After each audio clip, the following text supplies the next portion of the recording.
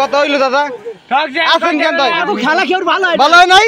practice দিতে হবে তোমাকে প্রচুর প্র্যাকটিস আজকে তো আমার পায়ে ব্যথা দেখে আমি না ইনজুরিতে আছি সামনে দেখা হবে